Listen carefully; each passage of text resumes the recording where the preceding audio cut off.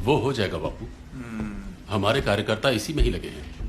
बाकी अगली मीटिंग में देखते हैं। ठीक है। मेरी बात हुई है सरदार से। आओ सुभाष। प्रणाम बापू। हेलो जवाहर। हेलो सुभाष।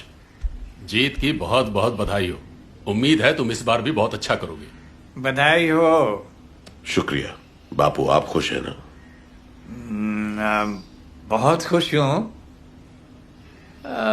लेकिन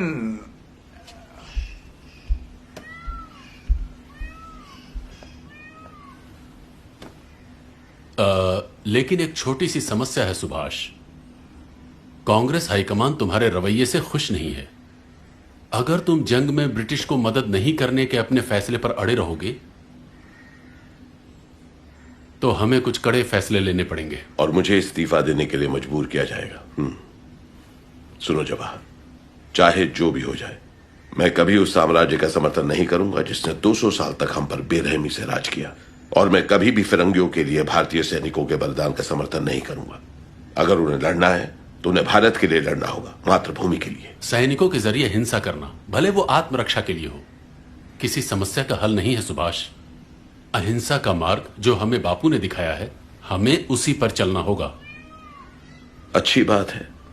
चलो जरा अब आगे की सोचते हैं। मान लो भारत आजाद हुआ और तुम पहले प्रधानमंत्री बने जवाहर। क्या तुम आजाद भारत के लिए आर्मी, नेवी और एयरफोर्स तैयार करोगे, या फिर विदेशी आक्रमण का सामना करने के लिए अपना दूसरा घाल आगे बढ़ा दोगे? जवाहर, सुभाष, जरा सोचो। ब्रिटिश सरकार इस समय बहुत मुश्किल में है, और यदि हम इस वक्त उनकी मदद करेंगे, हमें पूरा विश्वास है तो वो हमारी सब मांगों पर अमल करेंगे। लेकिन बापू, हमने फर्स्ट वर्ल्ड वॉर में भी जवान देकर उनकी मदद की थी। उसके बदले में हमें क्या मिला? Rowlatt act, Jallianwala Bagh. इस बार ऐसा नहीं होगा, हमें विश्वास है। धीरे धीरे हमें आजादी जरूर मिल जाएगी। और कितने दिन बापू, और क्यों? आजादी कोई भीख नहीं, यह हमारा अधिकार है, और अधिकार मांग कर नहीं, छीन कर लिया जाता है। तुम्हारी सोच एकदम गलत है सुभाष। हिंसा से कभी कुछ हासिल नहीं होता। भारत की आजादी का एकमात्र उपाय है अहिंसा। मेरा ये मानना है।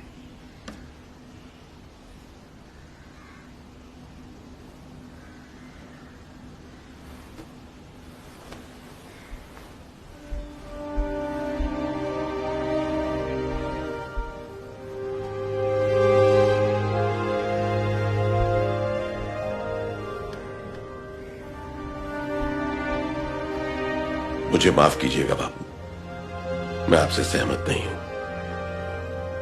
आप लोग अपने तरीके से आजादी के लिए लड़िए, मैं अपने हिसाब से लड़ता हूं। मुझे आशीर्वाद दीजिए कि मैं आजादी छीन कर आजाद हिंदुस्तान में वापस आ सकूं।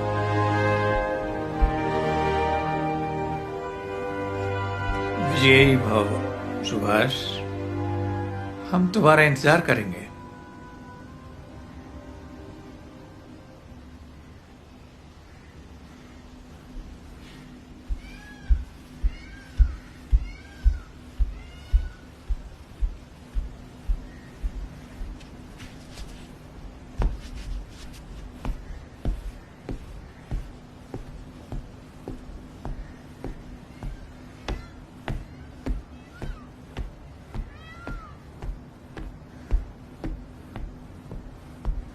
सुभाष रुक जाओ, जरा एक बार सोचो सुभाष।